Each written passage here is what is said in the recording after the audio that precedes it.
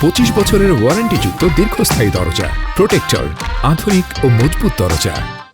আমি যখন দেখি জুলাইয়ের স্মৃতিস্তম্ভ বানানো হচ্ছে 47 কোটি টাকা বাজেটে, তখন আমার সেই পথশিশু ভাইটির কথা মনে পড়ে যায় যে জুলাই আন্দোলনে একটা পা হারিয়েছে, যার মা বাবা নেই, যে অনাথ, যে পথে রাস্তায় রাস্তায় ঘুরে ঘুরে নিজের জীবন চালাচ্ছে, অথচ তাকে সরকার চিকিৎসা ব্যবস্থা দেয়নি।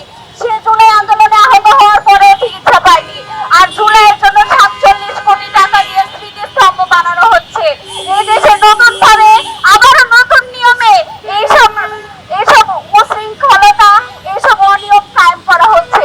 আমার বাবা গুম হয়ে যাওয়ার 7 বছর ধরে আমরা রাস্তায় রাস্তায় এভাবে বৃষ্টি, ঝড় বৃষ্টি, রোদ উপেক্ষা করে দাঁড়িয়ে কান্না করছি, অথচ আমার বাবার ব্যাংক অ্যাকাউন্ট, আমাদের সম্পত্তি, আমাদের জমি, কোনো কিছুর অধিকার আমরা এখনো পাচ্ছি না। 7 বছর হয়ে যাওয়ার পরে আমাদেরকে একটা সার্টিফিকেটের জন্য দিন-রাত 24 ঘন্টা আইন উপদেষ্টার কাছে গলা ফাটিয়ে চিৎকার করতে হচ্ছে। আমরা সার্টিফিকেটের অধিকারটুকু পাচ্ছি না। একে তো আমার বাবাকে গুম করা হয়েছে, সেই সাথে আমাদেরকে সব দিক থেকে কলুষিত করে দেওয়া হয়েছে। গত 7 বছর আমরা সামাজিকভাবে হেয় প্রতিপন্ন হতাম।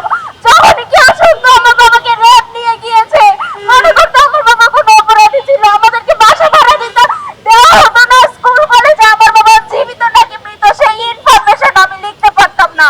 পদে পদে পদে পদে আমাদেরকে হেয় প্রতিপন্ন হতে হয়েছে। অর্থনৈতিকভাবে, মানসিকভাবে, সামাজিকভাবে আমাদেরকে ভেঙে পড়তে হয়েছে।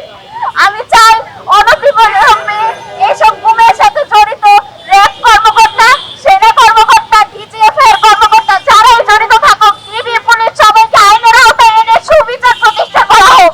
আমরা চাই না আর শত শত লাশের উপর দিয়ে এইসব অনিয়ম, এইসব দুর্নীতি প্রতিষ্ঠা করতে। আমরা চাই আমাদের জুলাই শহীদদের জীবন যারা দিয়েছে, তাদের জীবন দেওয়াটা যেন সার্থক হয়। তারা এই বাংলাদেশের জন্য জীবন দেয়নি, আজকে যেই বাংলাদেশে আমরা দাঁড়িয়ে আছি।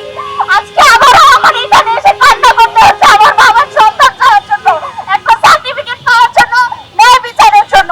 জুলাই আন্দোলনের পরে যখন 6ই আগস্ট আমি নতুন করে ডিজিএফআইয়ের অফিসে যাচ্ছিলাম, আমি ভেবেছিলাম আমাদের একটা নতুন বাংলাদেশ প্রতিষ্ঠিত হয়েছে, যেখানে কোনো চাঁদাবাজি থাকবে না, যেখানে কোনো দুর্নীতি থাকবে না, যেখানে কোনো অন্যায় অবিচার থাকবে না।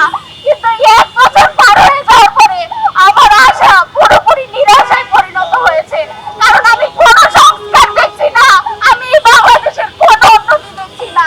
আমরা চাই না 47 কোটি টাকা স্মৃতিস্তম্ভ, আমরা চাই জুলাই যোদ্ধাদের সঠিক